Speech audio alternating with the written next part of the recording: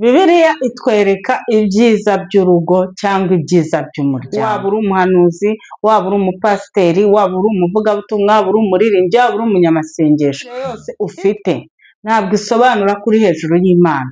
Ugomba guca bugufi nk'uko umwamikazi yemeye gusenga iminsi 3 atarya ni rwiza. Ntabwo twavuga ngo urugo si rwiza. Urugo ni rwiza. Maze iminsi mbona ari abigisha, ari abavugabutumwa, ari abapasiteri benshi usanga bigisha akavanga urugo n'ishuri. Umuryango ni mwiza kuko Imana yashyigikiye umuryango umunsi yaremye Adamu ikabona ntakwiye kuba urugo ni umugisha. Urugo ni umugisha naho bitagenda neza ntabwo wabyita ko ari umugore n'umugabo, ibintu bigenda bihinduka gato gato ariko batazi ko bizabyara ikintu gikomeye. Urubyiruko turubwira iki? Urubyiruko ni ukurubwira ngo birinde icyaha n'igisa nacyo, birinde kumva amabwire y'abantu. Rega hari n'igihe umuntu aza akakubwira ibintu ukagira ngo nibyo kandi atari byo.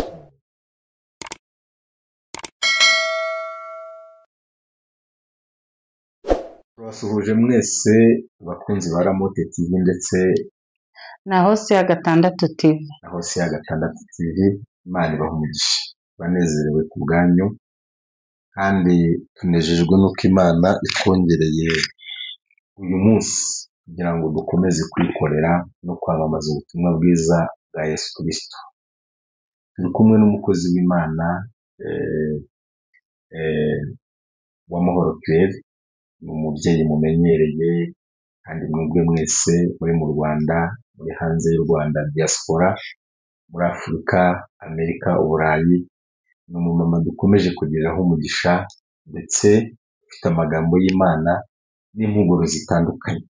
Aha rero tugiye kuganira ikiganiro kijyanye n'umuryango, kuko murimo murabona ko ingo nyinshi zirimo kugenda zigarukira mu nzira zitageze ku ntego, bitewe n'uko abantu benshi barimo kwinjira mu rugo bafite amakuru make y'ibijyanye n'urugo. Tugiye kuganira ku kibazo kijyanye n'uburyo abantu barimo kugera mu ngo bakavuga ijambo ngo iyo mbimenya simba narashatse, iyo mbimenya simba ntabwo nari kwirirwa njya mu rugo, nyamara ngo twaba tuvuze ko urugo ari rubi ariko urugo ntabwo ari rubi. Ndagira ngo rero tubanze dusabe mama Mahoro abanze adufashe gusenga Imana kugira ngo iki kiganiro Mwuka aze adushyigikire. Imana ibahe umugisha. Uri Imana ishoboye byose, uri Imana ikiranuka, uri Imana y'imbaraga, ubera hose icyarimwe. Iyo uvuze biraba, wategeka bigakomera. Akanya nk'aka, amasaha nk'aya, turi imbere y'amaso yawe. Unyemerere ubanze utweze udutunganye, kandi iki kiganiro kigire umumaro mu bantu batandukanye. Twifuje kuganira ku muryango ariko atari wowe utuyoboye, twebwe si twabishobora. Niyo mpamvu tuguhaye karibu. Ijambo ryawe rirambwira ngo iyo abantu 2 cyangwa 3 bateranye, ururuka ukabana nabo. Turi 2 rero, ndi hano n'umukozi w'Imana.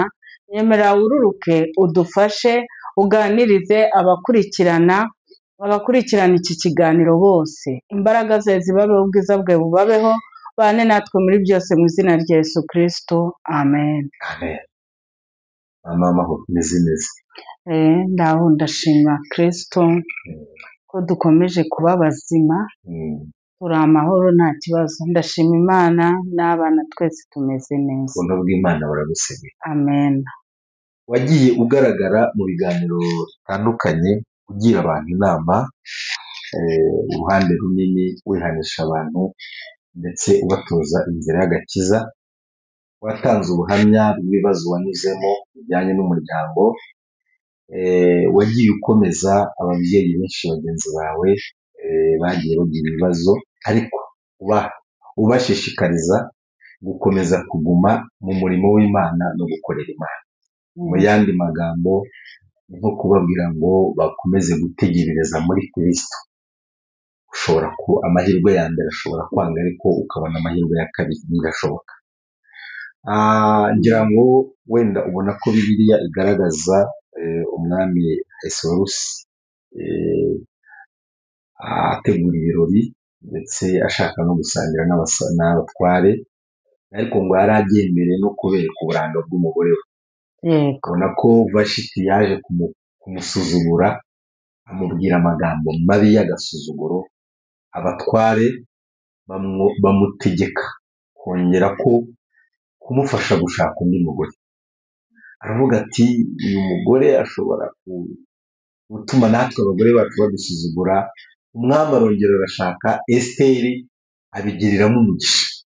Bishaka kuvuga ko ushobora gusenya ukagira ibyago ugasenya, ariko ukabona Imana ikugarutseho, yongeye guhaye umugabo mwiza cyangwa se guhaye umugore mwiza.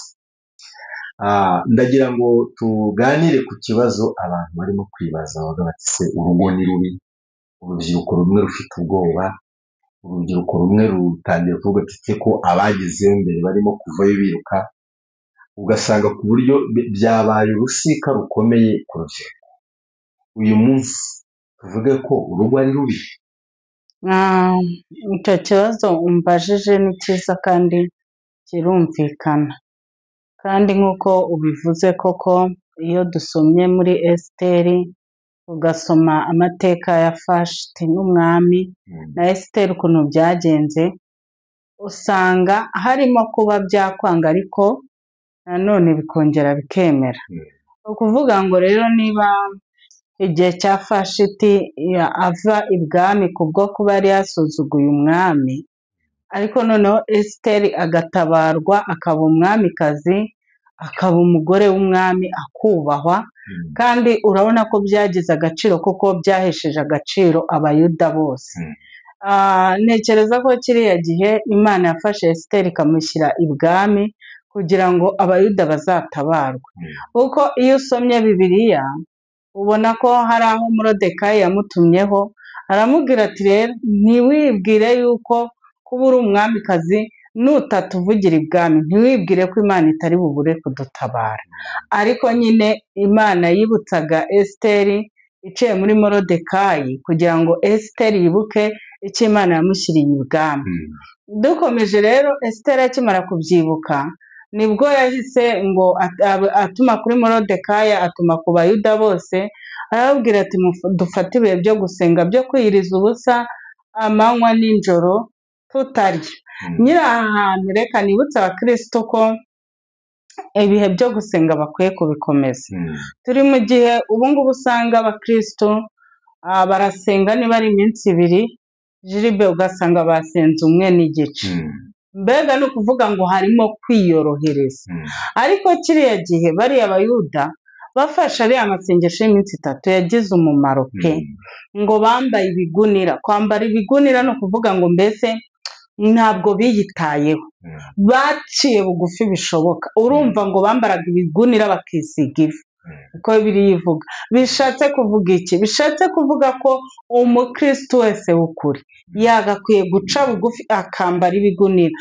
Ni ukuvuga ngo kwambara ibigunira cyangwa kwisiga ivu bishushanya ko ukwiye guca hasi y'ibirenge y'abandi, ugaca bugufi pe. Waba uri umuhanuzi, waba uri umupasiteri, waba uri umuvugabutumwa, waba uri umuririmbyi, waba uri umunyamasengesho, titire yose ufite ntabwo isobanura kuri hejuru y'Imana. Ugomba guca bugufi nk'uko umwamikazi yemeye gusenga iminsi 3 atarya atanywa. Ariko dusomye Bibiliya dusanga ko byagize umumaro, kuko nyuma havuye ngo umunsi wa mbere barakomanze, uwa kabiri barakingurirwa, uwa gatatu baratabarwa. Bishatse kuvuga iki? Bisobanuye ko ariya masengesho y'iminsi 3 yakoze ikintu gikomeye cyane, abayuda bari bupfe bose bagatabarwa. Nashaka kuvuga uburyo kuba Esiteri yarabaye umwamikazi bitatunguye Imana, kuko byagize n'umumaro uri muri Bibiliya ugaragaza ko ubwoko bw'Imana bw'abayuda bwagombaga kwicwa, ariko icyo gihe nyine bugatabarwa biciye no ku mwamikazi. Ni ukuvuga ngo Imana yaciye ku mwamikazi ica no ku bayuda bose barasenga. Bivuga ngo igisubizo cy'umuntu kiba kiri mu wundi. Hanyuma rero warumbajije ku muryango. Umuryango, urugo ni rwiza, ntabwo twavuga ngo urugo si rwiza. Urugo ni rwiza maze iminsi mbona ari abigisha, ari abavugabutumwa, ari abapasiteri benshi usanga bigisha akavanga urugo n'ishuri, ariko mu by'ukuri iryo jambo ni ahantu muri Bibiliya riri. Bibiliya itwereka ibyiza by'urugo cyangwa ibyiza by'umuryango. Turetse n'aha Esiteri yabaye umwamikazi agira urugo rwiza, ariko tugiye mu muryango dusanga muri Bibiliya umuryango wa mbere Imana yaremye ni umuryango wa Adamu na Eva. Imana yarabanje irema umugabo ari we Adamu, irangije ngo iramwitegereza ibona ntakwiye kuba wenyine, niko biritubwira, imuremera umufasha umukwiriye. Ni ukuvuga ngo rero niba Imana yarashyizeho umuryango ikarema Adamu ikabona ntakwiye kuba wenyine, ikamuremera umufasha iciye hahandi hose mu rubavu igakura amakara agahinduka Eva akaba umufasha wa Adamu. Bibiliya ikavuga ngo iyi Mana yamuremeye umufasha umukwiriye. Ni ukuvuga ngo rero umuryango ni mwiza kuko Imana yashyigikiye umuryango umunsi yaremye Adamu ikabona ntakwiye kuba wenyine, kandi ibintu Imana yakoze ni ibyo kubahwa. None se twahera hehe tuvuga ngo umuryango si mwiza kandi Imana yararemye umuryango? Imana yararemye umuryango ishyigikira umuryango. Bibiliya igenda itwereka abantu benshi bagiye bubaka, ni ukuvuga ngo rero Imana ishyigikiye umuryango. Reka tubwire abantu badukurikiranye ngo kubaka urugo ni byiza kandi umuryango ni mwiza, kandi tubabwire ngo rwose umuryango si ishuri, urugo si ishuri nk'uko bamwe babivuga, ahubwo urugo ni umugisha. Urugo ni umugisha, naho bitagenda neza ntabwo wabyita ko ari ishuri, kuko Imana yavuze ko ari umuryango, ntabwo yavuze ko ari ishuri, nta nubwo yavuze ko urugo ari rubi. Bivuga ngo urugo ni rwiza ku ruhande rw'umugabo, ku ruhande rw'umugore urugo ni rwiza. Kandi urugo hari ibintu byinshi arega urugo rurinda abantu bubatse. Nk'ubu umugabo yubatse ntabwo yajya mu bandi bagore ari umukristo, kubera ko afite umugore. Umugore wubatse ntabwo yajya mu bandi bagabo kuko ni umugore kandi afite umugabo. Bivuga ngo rero Imana yarabirebye isanga kugira ngo yubake umuryango, mbese abantu baba ari famiye, ni ukuvuga ngo umwe aba arinze undi mu bundi buryo. Yego, ukiri aho ngaho hari ikintu uvuze koko, urabona ko uyu munsi wa none wikije ahantu uvuga ko iyo ufite umugabo, iyo ufite umugore, mugenzi wawe abasha kukurinda. yego, njya numva abantu bavuga ngo iyo urugo rutarimo umugabo ngo bararusuzugura, iyo rutarimo umugore bararusuzugura, ndetse ukunze urimo urabona ko uyu munsi umuntu arimo arasenya, ugasanga nibwo akoze ibyaha by'ubusambanyi cyane, kuko asa nk'usuye kuba singo, sibyo? Cyangwa se ugasanga abagabo kuba bazi ko utari kumwe n'umugabo nibwo bakubayeho benshi cyane, n'abatagutinyuka baragutinyuka, kandi niyo bazi ko uri umugabo watandukanye n'umugore wibana nawe igitsina gore kiragutinyuka cyane. Usanga no mu muntu iyo ufite ako kantu nawe urirara. Icyo uvuze cyo rero, kuko Pawulo yaravuze ngo mu rwandiko rwa mbere yandikiye Abakorinto ibice 7 baravuga ngo umurongo wa mbere aravuga ngo kubwo kwirinda gusambana umugabo wese agira umugore n'umugore wese agira uwe mugabo. Wifashe rero ku bibazo birimo kuba mu ngo, ngira ngo Mahoro urimo urabona ko abantu benshi barimo bararira. Abantu benshi bararira, hari uvuga ngo ngeze amahirwe akaruvamo sinajya kumugarura, bitewe n'uburyo wenda imimerere, bitewe n'uko yakubanje. Hari umugabo uvuga ati ngeze umugisha uyu munsi umugore uhari akarusohokamo sinamugarura. rero twabwira icyo abo bantu reka tubabwire gutya, nta cyiza cyo kuba mama wibana, mama singo cyangwa papa singo, nta cyiza na kimwe kibirimo. impamvu nta cyiza kibirimo ni ukuvuga ngo nyine isaha ku isaha ushobora kugwa mu mutego w'ibyaha. Hanyuma Pawulo yaravuze ngo nshobozwa byose na Kristo umpa imbaraga. Aranavuga ngo tukiri hano mu isi dufashe igihe mu ntambara. Ndashaka kubwira aba bantu, uri umugabo nturi kumwe n'umugore, uri n'umugore nturi kumwe n'umugabo. Nyine koko ntabwo byagenze neza, ntabwo byagenze neza, wisanze bitagenze neza. Kandi tugendeye uko watangiye uvuga ku mwami na Vashiti, twasanze bishoboka. Ariko noneho nubwo wahuye n'ibyo bibazo, ntabwo bikwemerera kwitwara uko wishakiye, kubera ko niba uri umukristo ugomba kuba umukristo, kandi ukaba umukristo mu gihe kibi no mu gihe cyiza. Ugomba kuba umukristo wubatse, utanubatse bitagenze neza ukaba umukristo, kuko Imana yo ni Imana ibihe byose, kandi ni Imana yera, kandi ni Imana ikiranuka. Ntabwo rero bikwiriye ko wakwitwaza ngo urumva ngo nta mugabo mfite, ngo nta mugore mfite. Oya, ugomba gutsinda icyaha n'igisa nacyo, ubishobojwemo na Kristo uduha imbaraga. Kandi Kristo uyu nguyu iyo umwizeye ukamwemera nk'umukiza wawe, ukamwereka intege zawe nkeya, abasha kugutsindishiriza mu gihe runaka utarongera kugira andi mahirwe yo kuba wakubaka urundi rugo. Rero reka tubwire, uri umugabo koko umugore yarakunaniye pe, umugore ariko akunaniye ntabwo biguhesha, nawe reba urasenye, ugiye no gusenya izindi nzu. Ibyo bintu ntabwo bikwiye kuba Kristo.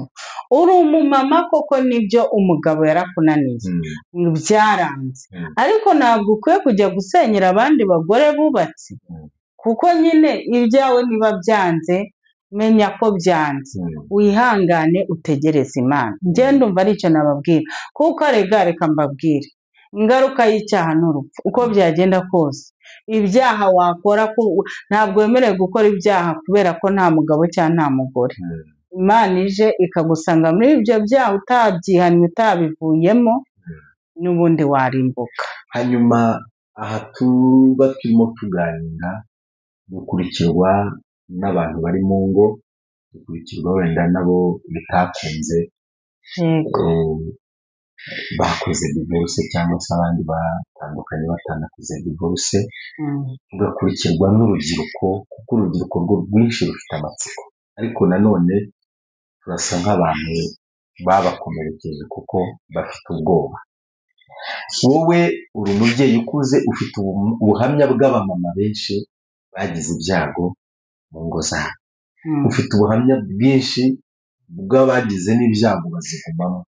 Ibaze kuba uri nk'umubyeyi nkawe, nk'icyo kigero cyawe, ugasanga urimo urarera abana nk'umugabo wawe yabyaye muri kumwe, ukavuga uti jyaho kugira ngo nzi agaciro k'urugo, nzi agaciro k'umuryango. Urimo urabona abamama b'intwari, ari nako ngira ngo tubashimire abamama barimo kugenda bakajya gushaka abana abagabo babyaye hanze bakabazana mu rugo. Hari abagabo b'intwari, hari abamama barimo kuba intwari, barimo kwanga gusohoka mu ngo, ahubwo akagenda akazana abana umugabo yabyaye. Mu by'ukuri nubwo uwo muntu aba yihanganye, ariko uwo mumama afite igikomere. Ni ukuvuga ngo murokore, nkoreshe murokore kuko niryo twakwitaga kuva kera, kandi n'ubu uracyari umukristo birimo neza. Ni ukuvuga ngo uyu mumama ashoboye kuzana aba bana, ni byiza, ariko nabwo mu gihe ari bubikore neza, kuko niyo ugiye kureba nkatwe twagiye dukurira mu miryango itandukanye, wenda kubera abantu babaye imfubyi bagakurira mu buzima butandukanye, buriya hari n'igihe umuntu ashaka kukuzana ariko atari urukundo, akishushanya, akavuga ati reka muzane kugira ngo ntaseba, kugira ngo ibyanjye n'umugabo bitajyanze ngo bimenyekane. Icyo gihe rero n'ubundi wa muryango wajemo igitotsi, wa mwana agiye kubirenganiramo, kandi uyu mwana nta kosa yakoze. Ni byiza rero niba washoboye kuzana uwo mwana, mufate nk'abana bawe, kuko nanone icyo nicyo gipima Imana igushyize imbere, ni ukuvuga ngo nugitsinda ubugingo uri nabwo, ariko nikigutsinda nabwo ubugingo ntuzabubona.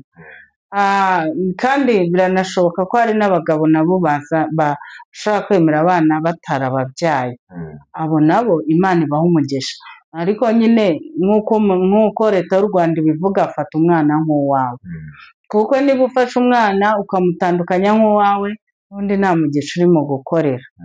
Hanyuma aho ngaho turahavuye, kamite ngera ku bamama bakiri mu ngo, abapapa bacyubatse ingo, Imana ibaha umugisha, kubaka urugo ni umugisha, kandi mbabwira ngo baharanire kuzigumamo, mbega babungabunge gukomeza kubaka urugo, kuko n'ubundi Imana itangira uyu muryango iba yarawutangiye igira ngo bubake. Rero mwebwe bigikunze ni mwubake. Hanyuma hari n'abandi wavuze ngo aravuga ngo yiba Imana ihamukuriye umuntu, reka mubwire ngo uyu muntu mu gihe atarahava komeza wihangane unasenge, kuko ntabwo uzi niba ahavuye uwahaza uko yaba ameze, cyane ko abantu n'Imana yabaremye ariko ntabwo yabahaye imitima imeze kimwe. Hari igihe uyu muntu wumva utakwihanganira wifuza ko yagenda, hari igihe undi watekereza kuzana wazasanga ari mubi, afite n'ingeso mbi n'ibikorwa bibi n'imirimo mibi kurenza undi wavugaga ngo yiba yaragiye. Aho rero nabwira abantu ngo si byiza ko watekereza ko umuntu yagenda, cyane ko uwamukurikira utazi ishusho yaza afite iyo ari yo. Hanyuma dukomereze ku bandi bantu nyine batafite abagabo, badafite abagore, ndumva nabyo wabivuzemo. Abo bantu nabo nababwira nyine nibategereze Imana. Imana nishima kubaha andi mahirwe izayabaha, ariko nanone itabishimye kuyabaha, bakiranuke muri byose, bakiranuke ku gato no ku kanini, bakomeze bakizwe, kuko ntabwo igihe impanda izavuga cyangwa itorero rizamutse, ntabwo hazazamuka abagore bafite abagabo cyangwa abagabo bafite abagore, oya, ahubwo uwakoze ibyo Imana ishaka agakora ibyo gukiranuka, nguwo mu mahanga yose Imana iramwemera. Bivuze iki rero? Bivuze ko ushobora kuba umumama wibana, ushobora kuba umupapa wibana, ukarera abana kandi ukanakizwa, cyane ko iyo uteye intambwe imwe Bibiliya iratubwira ngo Imana itera 99 igusanga. Rero iyo urimo ugerageza gusenga, gukizwa, kwirinda icyaha, ukumva nyine kuba ibyawe byasenyutse, abakibyubatse ukabifuriza ko babigumamo, ntiwifuze ko nabo bisenyuka. Nta cyabuza Imana kukugirira neza no kuguha umugisha. Tugeze ku rubyiruko, reka tubwire urubyiruko, tubabwire ngo urugo ni rwiza, mwitinya kubaka. Uri umukobwa ariko utinya kubaka, uri umusore ariko utinya kubaka. Kubera iki utinya kubaka kandi utarigeze wubaka? Kwanza icyo nacyo ni ikibazo. Witinya kubaka kuko ntabwo uzi ko ukuzubaka. Dusanga abantu barashakana, bamwe bakabyara abakobwa gusa, abandi bakabyara abahungu gusa, bamwe bakabyara abana b'inzobe, abandi bakabyara b'ibikara, ariko bose aba ari abana kandi aba ari umugisha. Rero niko nakubwira ngo niba waramenye urugo rwa runaka rutubatse neza, ntabwo ari igisobanuro cy'uko nawe urwawe ariko bizagenda. Kandi ikindi mbabwire ngo urugo uko byagenda kose, arega ubundi ahari abantu 2 cyangwa 3, 4, 5, ntabwo haburamo utubazo, ariko utwo tubazo, ibyo bibazo umugore n'umugabo ahura nabyo, ni ibibazo bashobora kwihanganira ariko bakubaka bikagenda neza. Rero reka mbwire urubyiruko ngo urugo ni rwiza, kandi icyiza cy'urugo reka nkibabwire, none se iyo wubatse mwakoze umuryango, Imana ibaha kubyara mukabyara, ntabwo muba mukiri abasiribateri, muba mwavuye mu rubyiruko, muba mwabonye amashami yabashibutseho, ntabwo muba muzagera n'igihe cyo kuba mwava muri uyu mubiri ngo mugende nk'abantu bavuye ku isi. Ni ukuvuga ngo twakuze bavuga ko iyo umuntu yabyaye adapfa, ni ukuvuga ngo iyo ugiye hari uwo usize mu isi nyine aba ari umugisha, niyo kandi nabwo utamubona, nabyo birashoboka. Reka abo nabo tubabwire ngo bihangane kandi pole. Niyo utamubona Imana iragukunda, ntabwo bivuga ngo kuba washatse ntubyare wumve ko nyine ari ibintu bidasanzwe. Oya, Imana iragukunda kandi Imana ibikuzi, iba yaremeye ko ibyo bintu bikugeraho, ariko ushobora kuba umubyeyi w'abandi bana, haba hari abana bakeneye ababyeyi benshi, Imana ifite uburyo yaguhamo umuryango ugakomeza ukishima. Rero urubyiruko ni byiza ko mukwiye gushaka, cyane ko iyo mudashatse akenshi hari igihe erega abantu badashaka mu rugo, ariko ugasanga n'ubundi bijandika mu byaha. Pawulo yaravuze ngo avuga ku bintu byo gushaka, yaravuze ngo hariya ahantu bajya bahavuga ko Pawulo yavuze ngo ubishoboye nyine waguma uri ingaragu, ariko Pawulo hariya hantu yavuzemo nuko n'ubwo abantu batabiha agaciro cyane, avuga ririya jambo yanavuze ko nanone mbega niba utanashatse ariko ubwo umubiri wawe uwurinde ibyaha. Ni ukuvuga ngo rero bishoboka ko Pawulo atashatse, uretse ko buriya ntabwo igaragaza ibintu byose. Ushobora gusanga na Pawulo yaranavuze ariya magambo wenda yari yarashatse agahura n'ikibazo mu rushako, birashoboka akabona kuvuga ariya magambo. Rero ni ukuvuga ngo niba wumva udafite gahunda yo gushaka, ukiyemeza ngo si uzashaka, ariko ntuzajye no mu byaha.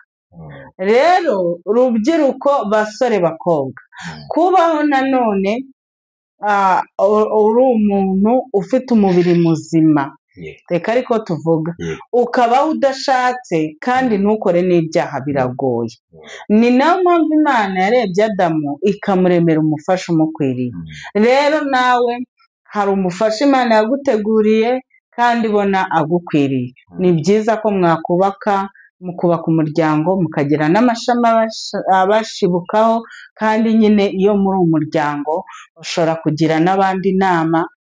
Nabwiye ngo niyo waba utarabonye umwana, ariko hari ibindi bintu wunguka iyo uri umugabo uri kumwe n'umugore, cyangwa uri umugore uri kumwe n'umugabo. Mushobora kwigisha urubyiruko, ushobora kwigisha ingo bitameze neza, ushobora kwigisha ba bandi nyine byanze bategereje andi mahirwe.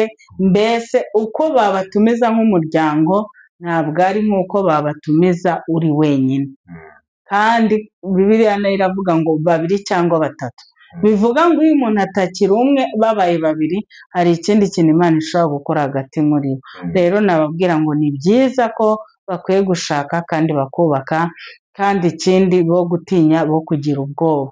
Arega ibintu tubona nta kintu na kimwe buriya tubona kitigeze kubaho. Ibintu byose tubona, ibyo ducamo, yewe n'ibi by'ingo, none si ubwoko bwa fashiti n'iryari, si imyaka n'imyaka cyane, hashize ibihe n'ibihe byinshi cyane. Ni ukuvuga ngo rero ibintu tubamo byagiye bibaho na mbere yacu, ni uko ahubwo icyo gihe tutari duhari. Bibiliya wenda yagaragaje umwami, igaragaza Vashiti na Esiteri, ariko hari n'abandi benshi batari bazwi, batamenyekanye muri icyo gihe. Rero ni ukuvuga ngo ibintu byabaye ukabona si byiza kuri bagenzi bawe, ntabwo bikwiye kuguca intege yo gukomeza. Hanyuma ndagira ngo turebere hamwe, turi buze kugaruka ku rubyiruko, turebere hamwe uyu munsi mu rugo, ikintu wabonye umuntu akora mu rugo kikananiza mugenzi we kwihangana bikamunanira. Ni ibihe bintu nka bitatu? Mbwira ibintu nka bitatu wabonye ukavuga uti uyu mumama naramubonye, ni umumama mugenzi wanjye, ariko ibintu byatumye umugabo ananirwa, urugo rumunanira. Ni izihe ngeso wabonye umugore ashobora kuba yakora umugabo akamuhurwa? Ibintu bitatu. Ikibazo gisa nk'igikomeye, ariko Imana iramfasha kugisubiza. Ni ukuvuga ngo ubundi ibintu biba mu ngo ku mugore n'umugabo, iyo ugiye kubireba ubona ari ibintu bisanzwe, ahubwo ikintu kiba cyabayeho urumva umugabo avuye hariya umugore avuye hariya, icyo ni icya mbere. Ubwo aho ngendereye Bahuye. ndashaka Yego dufate nabyumvise. ibi bintu ku buryo urubyiruko ruri hano rwitegura kwinjira mu rugo ku buryo rutangira kwitoza kubyirinda no kubirinda. Yego. Noneho bagahura mu rugo ntibaziranye ntibamenyeranye, hari igihe rero imico y'abantu idahura, ariko nanone icyo ntabwo ari cyo gisenya ingo. Ibyo ngibyo umugore cyangwa umugabo bashobora kubyihanganirana bakazagenda uko bwije n'uko bukeye bamenyana, ariko ibintu nabonye bisenya ingo, byaba ku mugabo cyangwa umugore. Ku mugabo kaduhere ku mugabo cyangwa ku mugore, kamere ku mugore. Umugore ikintu nabonye umugabo ashobora gukora, ibintu bitatu ashobora gukora bigaca intege umugore. Icya mbere ni ukumuca inyuma. Buriya nta muntu wishimira ko bamuca inyuma, icyo ni icya mbere. Icya kabiri ni umugabo kuba adakunda umugore we, kuko iyo umugabo udakunda umugore we biranagoye ko yamwihanganira mu gihe yakoze ikosa, icyo ni icya kabiri. Hanyuma icya gatatu ni umugabo utita ku muryango. Umugabo utita ku muryango, ntahahire umuryango, mbese ukabona ibyo mu rugo ntabwo abyitaho. Ni ukuvuga ngo ni ibyo bintu bitatu. Icya mbere ni ukumuca inyuma, icya kabiri ni ukudakunda umugore we, icya gatatu ni ukutita ku muryango we, nyine akabaho abahima. Si ibintu byumvikana. Ibindi byose navuga ngo ni ibintu umuntu ashobora kwihanganira, wenda ku banywa inzoga, ariko icyo kunywa inzoga nacyo nakigira icya kane. Kunywa inzoga hari abantu banywa bisanzwe, ariko hariho n'abantu banywa bidasanzwe, bagira isindwe rirenza. urumva nk'umugabo ushaka kujya kunywa akamara iminsi n'itanu adataha mu rugo. Ibyo nagiye mbibona mu bamama b'abacuti banjye. Icyo kintu kiragoye murokore, kiramvunye. ngaho ko gise kikuvuna, kandi dusanze ari ibintu biba mu gihugu iwacu hano biraba. Ni ku isi yose, ku isi yose no mu bazungu bibayo. Aho ni ku mugabo, ku mugore. Hanyuma tugiye ku mugabo, ni ibihe bintu bitatu bishobora gutuma umugabo atihanganira umugore. Icya mbere nacyo ni ukumuca inyuma. Umugore guca inyuma umugabo si ibintu umugabo yakwihanganira. Icya kabiri ni agasuzuguro. Rwose umugore gusuzugura umugabo, kwinjirira icyubahiro umugabo ko buriya na Bibiliya igaragaza ko umugabo Imana yamuremanye icyubahiro kandi yamuhaye icyubahiro. Kuvanga umugabo rero nyine icyubahiro arakigombwa, kuko ntabwo ari icyo asabwa, ahubwo ni icyo Imana yamuremanye. Noneho rero uyu mudamu utubaha umugabo akamusuzugura, icyo kintu umugabo kucyihanganira biragoye pe, biravuna. Kandi urumva icyo kintu gikubiyemo umugore udaca bugufi, umugore nyine navuga ngo aba adashobotse, ntiyubaha umugabo, ntaca bugufi. Umugabo aravuga nawe akavuga, yamubwira ngo ndagukubita ati nanjye turarwana. Yamubwira ati madamu ko utakoze isuku, icyumba ko kijagaraye, wari wagiye. Ibyo nabyo biri mu binaniza abagabo. Abagabo banga umwanda, urumva abagabo ntabwo bakunda umwanda. Ikindi kintu nabonye gishobora kunaniza umugabo ku mugore, umugore ugenda adasabye uruhushya rwose, nta n'ibintu bibagiyemo pe, ariko muri we hakaba harimo kumva atagomba gusaba uruhushya umugabo. Kandi buriya uruhushya, nanjye iyo ngiye mbwira abana ngo ndagiye, ariko muri ukiri aho kuba urimo ugira gahunda uwo mwashakanye atazi, umuhisha, umukinga cyangwa se umubeshya, ukabona ko ibyo wagiye kuba wamubeshya, biriya byo ikijyanye n'icyizere, iyo mugenzi wawe agukuyeho icyizere byo bituma imibereho, imibanire icyizere ni ikintu, iyo umuntu yagutakarije icyizere kugira ngo kigaruke ntabwo bikunda. Nk'uko wafata ikirahuri ukakimena ukongera ukavuga ngo teranya ikirahuri, ntabwo bikunda. Ndumva ari ibyo ngibyo. Hanyuma ikindi kintu umugore n'umugabo bahuriraho gishobora gusenya urugo, telefone. Ubu ngubu telefone,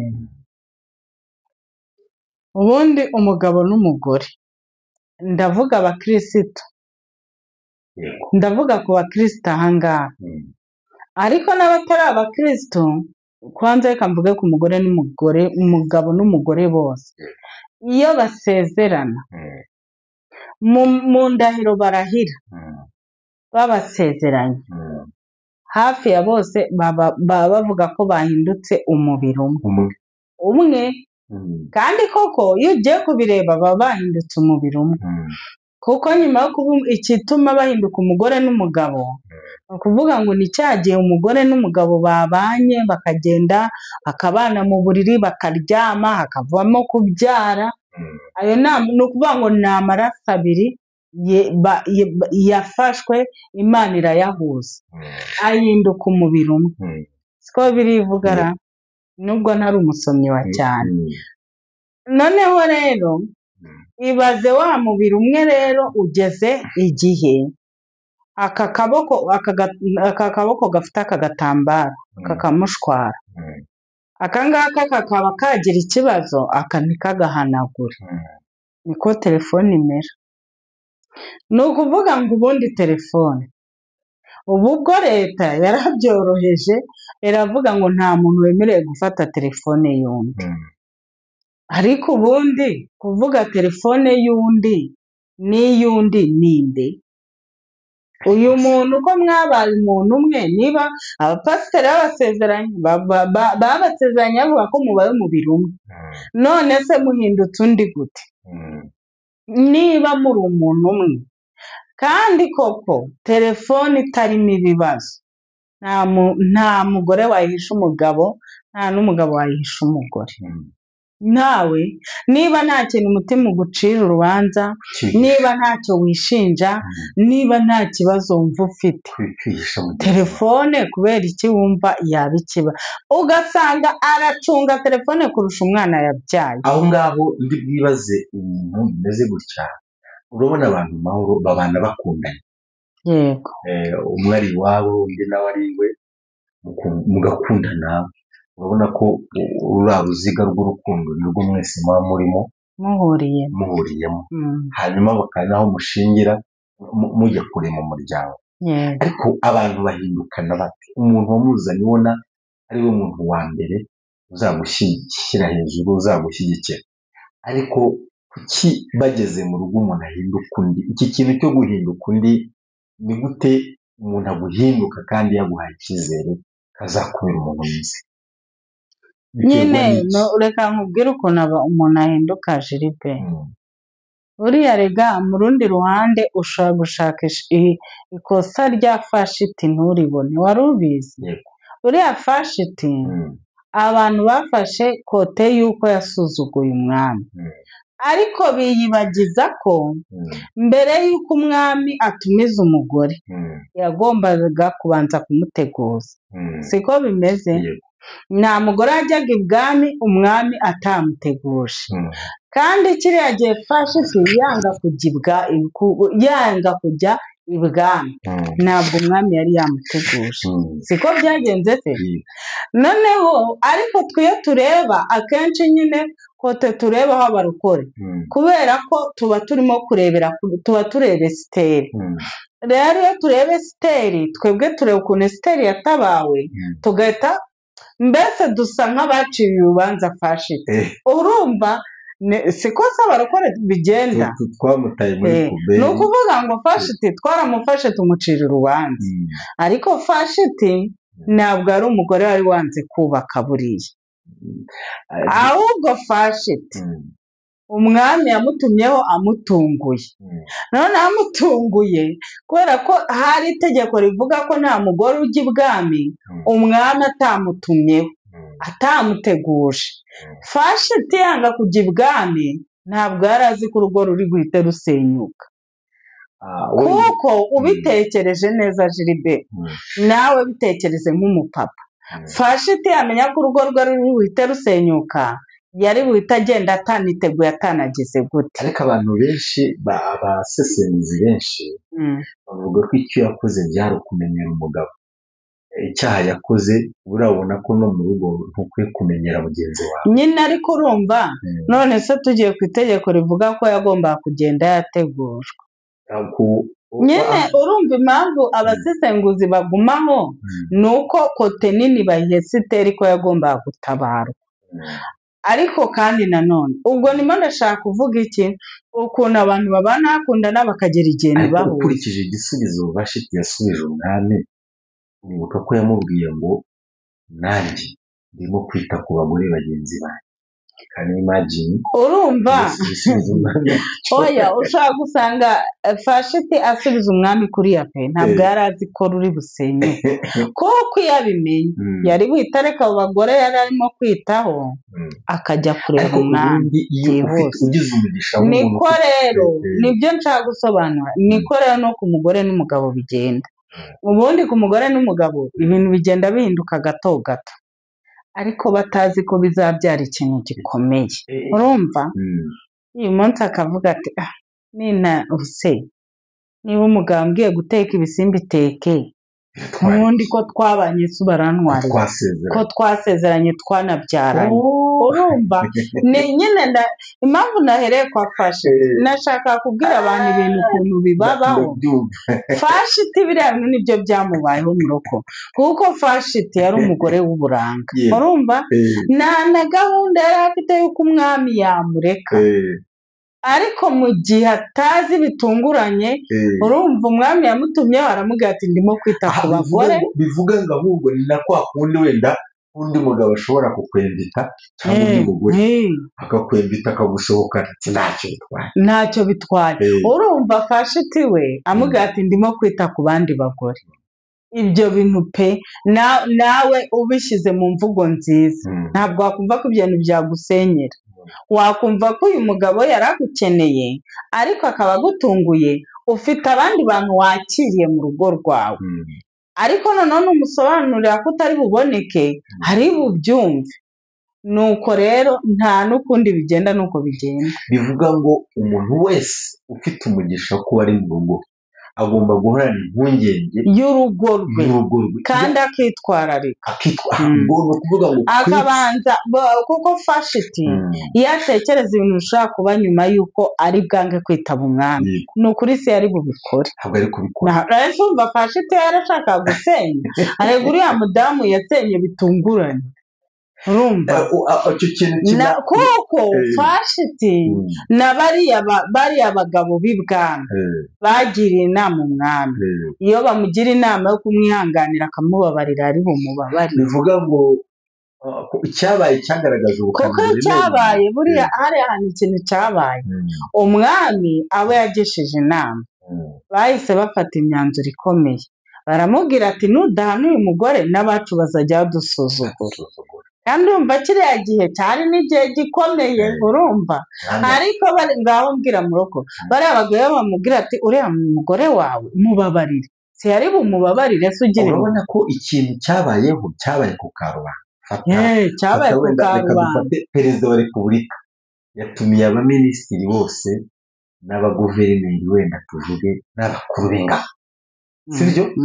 wenda tuvuge urugero, reka turebe hoteli ikomeye hano mu Rwanda, tuvuge wenda yateguye mu rugo rwe, sibyo? noneho ni perezida runaka, wenda twe gutanga urugero hano mu Rwanda, perezida runaka kandi ngo yari yateguye gusangira n'abatware, ariko agambiriye kubereka uburanga bw'umuntu. noneho rero ibaze Ibaze rero ibyo bintu nibyo biba mu ngo mu rugo.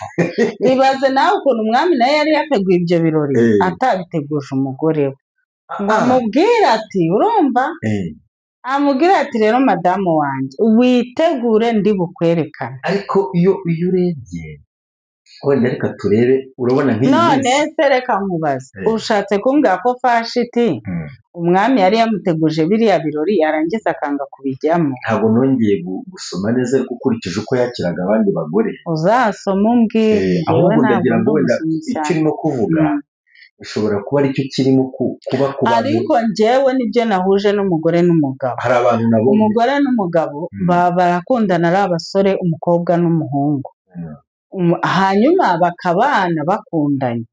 none ariko twa tuntu two kugenda batita ku bintu nka Vashiti yararangaye pe rwose. icyo cyo ni ikintu kigaragara, yararangaye kuko ubundi nta ibintu byose yari arimo ntabwo byamurutiraga umugabo. hanyuma kwa kurangara kwa Vashiti niko kwavuyemo gutandukana n'umwami n'umugabo. Icyo urimo kuvuga ahantu urimo kucyumva neza, urabona uyu munsi hari umuntu ujya kuri kamera akavuga ngo ndicuza impamvu natandukanye n'uwo twashakanye, ndicuza impamvu natakaje urugo rwa mbere. bivuga ngo aba amaze kureba yuko yarufataga nk'ikintu gisanzwe, abamaze kubona ko arega abamaze kubona ko ibindi nabyo byaje arega ubundi reka nkubwiye mu rugo nta rugo na rumwe ushobora kutabonamo ibibazo. ubu umunyarwanda yaciye umugani, nyamara abanyarwanda ni abakozi b'Imana, ngo ntazibana zidakomanya amahembe. bivuga ngo turetse n'umugabo n'umugore n'umwana wabyaye murabana hakazamo utubazo, ariko kuzamo ntabwo bivuga ko biba bikwiye ko ari umwana wawe. ariko ayo mahembe hari ubwo usanga yakabije, atakomanya ahubwo yakubitanye, ku buryo urebye niyo mpamvu twabanye kureba ku ngeso nyine. urumva iyo yakabije nyine bimera nk'ibya Vashiti. urumva Vashiti yararangaye yanga kwitaba umwami, kuko Vashiti iyo aza kutarangara ntabwo yari bwite kuvuga ngo mfite abashyitsi, yari bunabasezerera akavuga ati nimutahe ngiye kwitaba umwami. tubwire abantu bubatse ko bagomba kuba maso birinda ikintu cyose, ntibarangare ikintu cyabatandukanye. ni igiki gituma wumva ufite umugabo ufite umugore mubyaranye 2, 3, 4, 5 muracyapfa telefone, mugeze mu myaka 40, 50 muracyapfa telefone? kubera iki utwo tuntu murimo gupfa? ibyo bintu biri muri telefone wumva umugore atabona, ibyo bintu biri muri telefone yawe uri umumama wumva umugabo atabona, kubera iki utabikuramo ugafata ingamba nzima mu kubaka umuryango? kubaka ni byiza. yego. hanyuma Imana iguha umugisha. urubyiruko turubwira iki? urubyiruko ni ukurubwira ngo birinde icyaha n'igisa nacyo, birinde kumva amabwire y'abantu. reka hari n'igihe umuntu aza akakubwira ibintu ukagira ngo nibyo kandi atari byo. buriya reka nkubwire mu rugo, inkuru irimo kuvugwa n'undi muntu nyirayo adahari nta gihamya cy'uko iyo nkuru aba ariyo, kuko buriya umuntu ushobora guhura nawe ukamusuhuza. njyewe nagiye mbibona, umuntu akakubwira ngo umeze ute, ukamubwira uti ndaho ndashima Imana. abana bameze gute, ukamubwira uti abana bameze neza, ariko ntabwo barajya ku ishuri. muroko agahita agenda, yajya kubwira undi agahita amubwira ati urabizi uriya Claire buriya yansabye koko. ese koko ubwo wamusabye cyangwa wamusubije ibyo yakubazaga? rero ni ukuvuga ngo umuntu ni mugari. niba rero umuntu ari mugari, uru rubyiruko wikumva ibyo umuntu yakubwiye, ahubwo wowe irebere ibyo yakubwiye nibyo cyangwa si byo, kandi umenye ko iby'undi muntu atari byo byawe, wowe ko ari ibyawe, ubundi bizagenda neza. Ishimwe cyane. amen. turabashimiye bakunzi bacu dukurikirana umunsi ku munsi. twari kumwe n'umubyeyi Mama Claire, umubyeyi wuzuye inama n'impuguro zitandukanye. turi mu musanzu w'icyatuma umuryango ubana mu byishimo, abantu bataba mu ngo bababaye, abantu bataba mu ngo bashaririwe, ahubwo tubwira urubyiruko ngo mwitoze kureka ingeso mbi kugira ngo muzagire ingo z'umugisha. Imana ibahe umugisha, kandi dusaba kugira ngo mukomeze mukore subscribe kugira ngo ibiganiro byacu bikomeze kubageraho, comment, like. Imana ibagirire neza. Yego, nakoze.